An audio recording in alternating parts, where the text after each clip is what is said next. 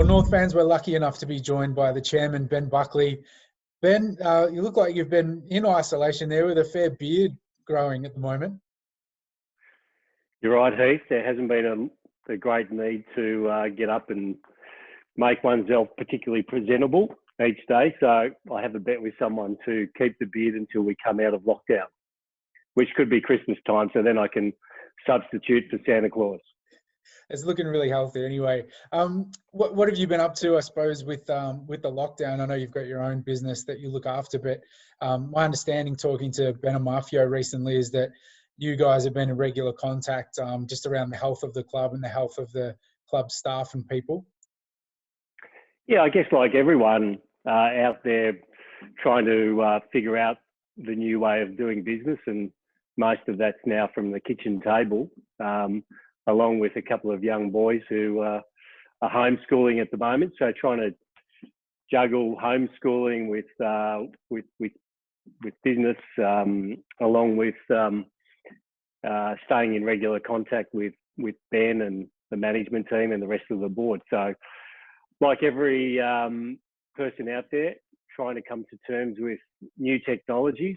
Not so easy for us older generation as it is for some of you younger ones out there, but I think like everyone, we're learning to make do and work through Zoom video or Microsoft Teams or whatever type of technology it is. Just with respect to the club and where things sit, board meetings obviously is something that usually happen once a month. What have you had to do just to try and get on top of this situation from a board perspective? Yeah, well, we've obviously had to change the dynamics in the way we interact and communicate. In the early part of the lockdown period, as we were going through working out what that would mean for North Melbourne as a business, we were probably having almost daily, if not every second day, updates with the board and the management group.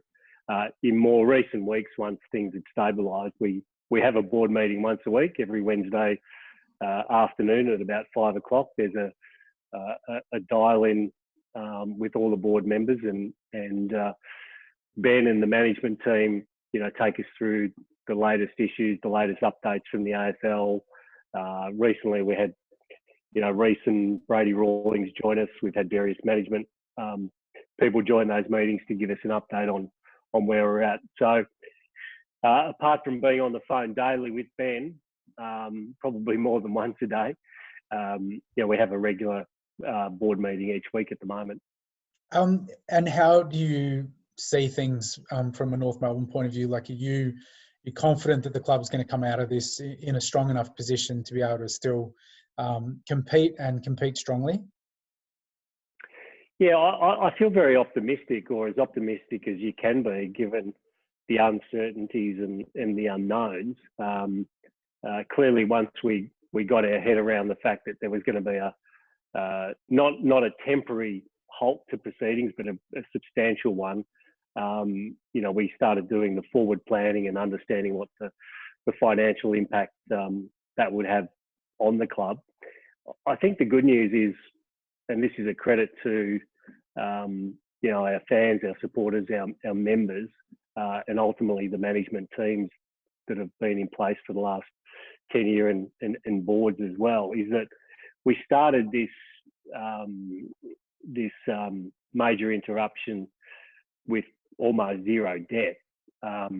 So whilst we don't have a lot of assets or liquid assets to be able to draw down upon, we're in a relatively stable financial position where, with almost zero debt, we can accumulate some over the next 6 to 12 months and still be in a reasonable position to manage our way out of it. Now, that wouldn't have happened without the hard work that's gone on in the last 10 years to eradicate, I think it was close to $10 million worth of debt. So we're fortunate to have been in a strong position right from the start. Just while we're on that subject, we did have a question from one of our members, John Dwib. What financial position will the club be in at year end? I don't know if you know exactly, but also how much debt will we be in, and how long will it take to eradicate that debt? I know there's probably a lot of unknowns in that, but similar to what you were just saying then, I suppose. Yeah, I mean, it's hard to put an exact number on it because there's a lot of variables, and as we speak here today, all we know is that there is an ambition on behalf of the whole industry to come back and play a shortened season, about 17 rounds plus finals, probably without crowds for most of that period of time, if not all of that time. So there's a number of different scenarios which creates a different number. So it's hard to put a finite number on it.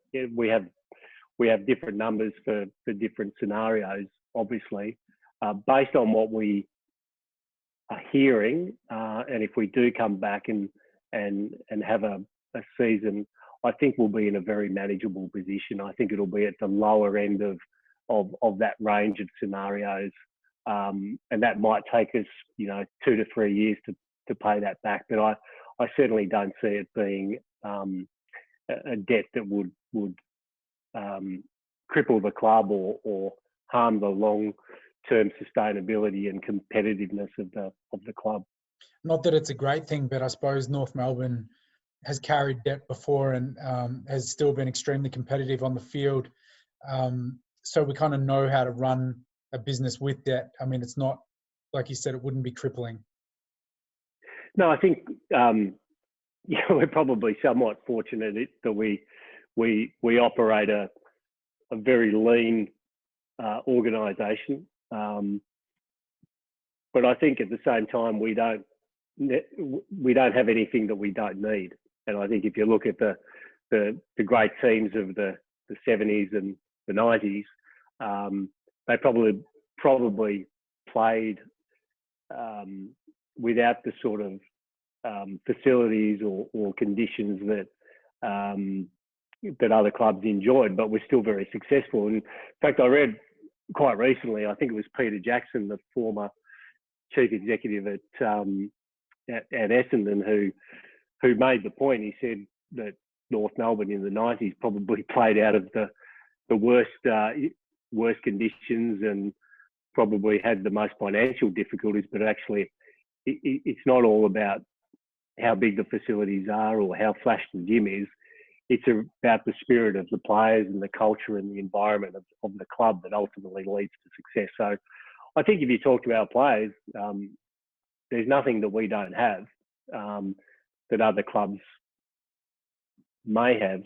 And as long as the AFL, continues to maintain, the core pillars of equalisation, which are the draft, the salary cap, and the soft cap, along with some variable funding, I think we'll be in good shape into the future. There's another question here from Daniel Powell. What is North Melbourne's stance on the AFL's plan for playing in hubs if the season goes forward? And also, what other avenues is North looking at in generating revenue in this new climate? So the first one, what do you think about the hubs?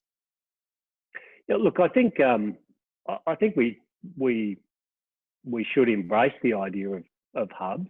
And I know, generally speaking, that everyone at the club wants to get on with the season, and if some form of hub is the only way forward, then I think we have to embrace it. We have to recognise that it won't be the way we normally prepare or for a game or for a season, but it will be equal to all teams competing. So I think we need to embrace it. I do understand that there are some scenarios that have been painted that would make it very difficult for players with young families or with families and other commitments that would make it difficult to be away for extended period of time. But on the flip side, I think most players live to play and they want to play, and they're itching to get out there. So if the right conditions can be created, which I know the AFL is working towards, I think we should embrace the idea. And the second part to Daniel's question was just what other avenues is North Melbourne looking at in generating revenue in this climate? And probably goes without saying that we've had tremendous support from our sponsors like Mazda that are obviously sticking by us through this difficult time for us and them too.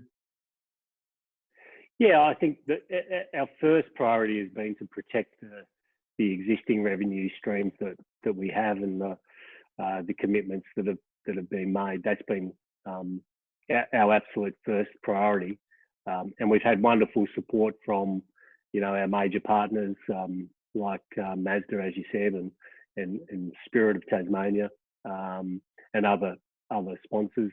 Our members have been incredible. I think I was looking at some figures yesterday. I think we'd sold close to 150 new memberships since we'd been forced into this situation, and we'd only had a very small handful of people who were seeking refunds. So I think it just is a testament to the wonderful loyalty of our members and our supporters that they've stuck by us through some pretty tough times. That's not saying in weeks or months to come, when people are finding the financial pinch more difficult, we won't be there to support them, and if they need to call on us to support them that way. But so far we've been thrilled with the response we've had from our members to not only retain their membership, but also for some to sign up new ones.